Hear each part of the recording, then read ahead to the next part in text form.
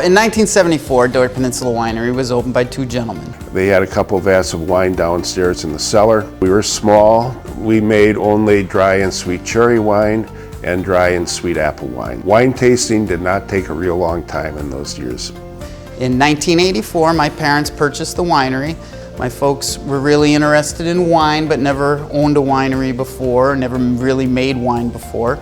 Instead of just apples and cherries, we started doing blackberries, we started doing raspberry, we started doing grape wine, started bringing some juices from California and producing the wines here.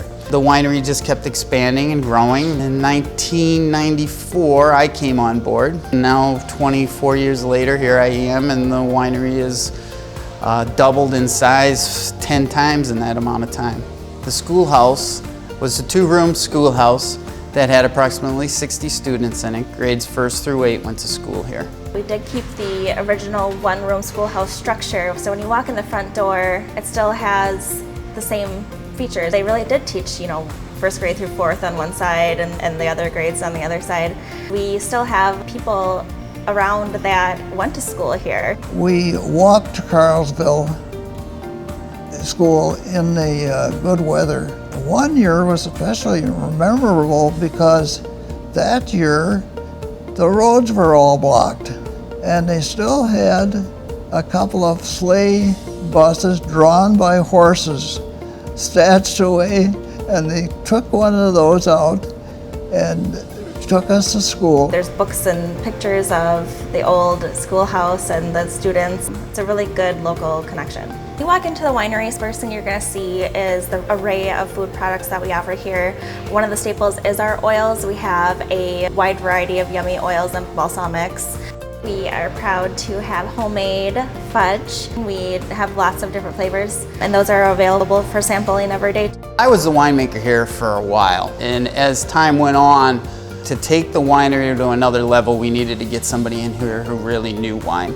Rob was looking for a new direction, especially with fruit wine.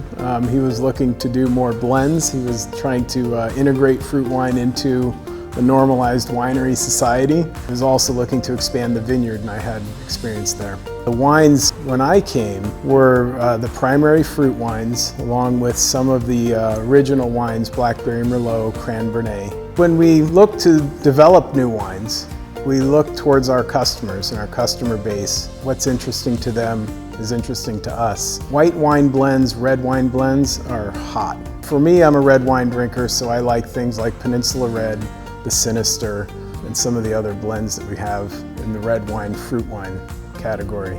We make all of the wine that we produce. We're a large facility.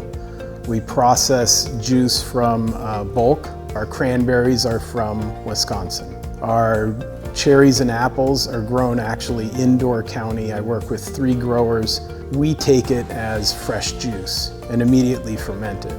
And what we do is we provide so much wine to the population. I mean, we're talking over 100,000 gallons a year. And we ferment it into white wine tanks because that actually maintains a lot of the fruitiness and fun character that wine has and imparts. And we own our own bottling line. We manufacture and we bottle everything on site. We feel that we'd like to show you what we're doing, how we do it. It gives people a bond, it connects them. People really enjoy getting to know you, getting to know how you do it. We have a very sophisticated bottling operation. People can see how that's done. We have a very large expanded winemaking cellar now, and we go in there and we explain what's done in there and all the aging vats. Very, very impressive. And then, of course, we end up with going to the distillery now too. That has been added in recent years. And then we end up here at the bar with our wine tasting. So it's really a nice tour experience for people. On the distilling end, Kyle Thomas he worked in the wine department with us for a few years.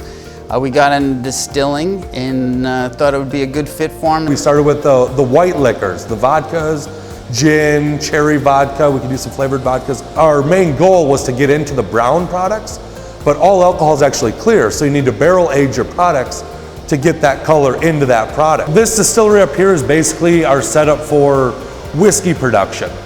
And behind me over here, the little stainless tank is our mash tun. And one of the first steps in the process is to fill the mash tun with water, and then I dump in a certain amount of grain, convert the starches in the grain to fermentable sugars by heating that up to a certain temperature for a certain amount of time. After that process is done, I need to run it through the tube-and-tube glycol chilling unit.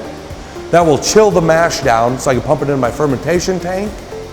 Then I can actually pitch my yeast when the temperature gets right in the mash. That'll ferment for about 7 to 10 days. After that's done fermenting, I can rack the mash liquid off of the fermentation into the giant copper pot still that we see from Italy back behind me here. And that heats up the alcohol, evaporates it, condenses it, then I can capture it in the little stainless tote that's back here to go on to further processing with that product. We started distilling about late 2010, 2011, and in 2014 we won one of our biggest awards, which was a double gold medal for our gin in a San Francisco World Spirit Competition. It is truly a production here. It's fun, it's unique. I think it's unique to the wine industry what we do here. I think this is a shining star in our county. The employees here love what they do. They want to make sure that when people are up here and they're on vacation, that they're getting a great experience and they're up here to have fun, and we want to make sure we're part of that.